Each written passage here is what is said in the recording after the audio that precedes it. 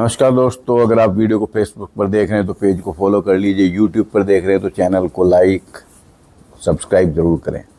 अभी देखो, उत्तर प्रदेश के चुनाव आ रहे हैं और सभी पार्टियां, उत्तर प्रदेश में खास तौर से दो ही पार्टियों के बीच में जंग होगी, जो अखिलेश यादव की समाजवादी पार्टी और भारतीय जनता पार्टी के बीच में। लेकिन अखिलेश यादव जी की एक बात मुझे बड़ी अच्छी लगी। कल उन्होंने प्रेस कॉन्फ्रेंस की और उन्होंने बताया कि देखो, इन्होंने सारी पार्टियां तोड़ दी हैं लेकिन हमारी पार्टी नहीं तोड़ पाए। और क्यों नहीं तोड़ पाए? क्योंकि हमारी पार्टी में 5-6 एमपी तो हमारे घर के ही हैं। तो उन्होंने बताया कि अगर अपनी पार्टी में आप सारे अपने परिवार के लोग रखोगे तो आपकी पार्टियों कोई तोड़ नहीं पाएगा। तो परिवारवाद के फायदे बता रहे थे कि परिवारवाद का ये फायदा होता है। हालांकि ये बाकी उनके कार्यकर्ताओं के लिए भी एक इसमें मैसेज छुपा हुआ है कि भैया तुम दरिया कितनी बिछाते रहो और कुर्सियाँ साफ करते रहो, तुमको कुछ मिलना नहीं है। हमारे परिवार में नए बच्चे हैं, नए नेता पैदा होंगे, उनके लिए फिर तुम जय जयकार करना। बट ये जो उन्होंने एक एग्जाम्पल दिया है, ये उनकी पार्टी तक तो सही बैठता है कि चलो भाई, समाजवादी पार्टी में टूटन नहीं हुई। हालांकि पिछले चुनाव में टूटन हो चुकी थी, चचा शिवपाल अलग चले गए थे, लेकिन वो बाद में फिर से वापस आ गए। बट अगर बाकी ऐसी पार्टियों का देखा जाए तो फैमिली बेस्ड पार्टी हैं, वो भले ही बिहार में लालू यादव जी की पार्टी 25 सीट रह गई है, एक सीट कम आती तो वो विपक्ष के नेता भी ना बन पाते। आप महाराष्ट्र में चले जाओ, शिवसेना है, क्या हुआ उसका?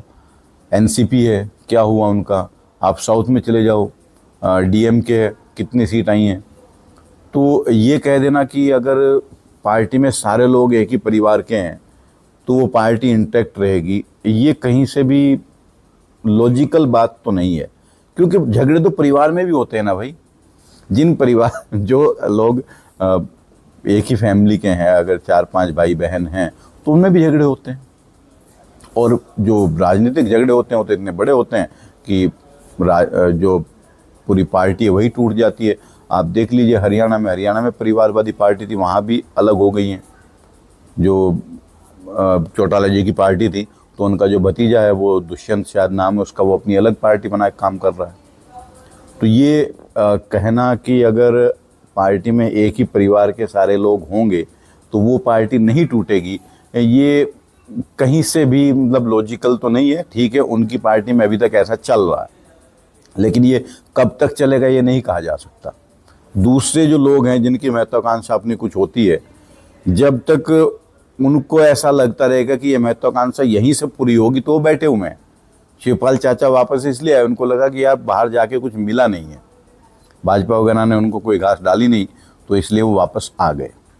अदरवाइज तो ऐसा नहीं है कि एक ही परिवार के लोग होते हैं तो ही पार्टियां चल पाती हैं। आप परिवार को पार्टी मत बनाओ, पूरी पार्टी को अपना परिवार बनाओ ना। जो आपके छोटे कार्यकर्ता हैं उनको भी लगे कि भाई हम अगर मेहनत करेंगे तो हम भी ऊपर तक पहुंच सकते हैं। लेकिन ये शायद मैसेज उन्हीं के लिए कि भैया तुम मेहनत करते रहो, दरिया वरिया बिछाते रहो और रैली में लोगों को लाते रहो, लेकिन ये उम्मीद मत करो कि आपको ऊपर कोई पद मिल जाएगा।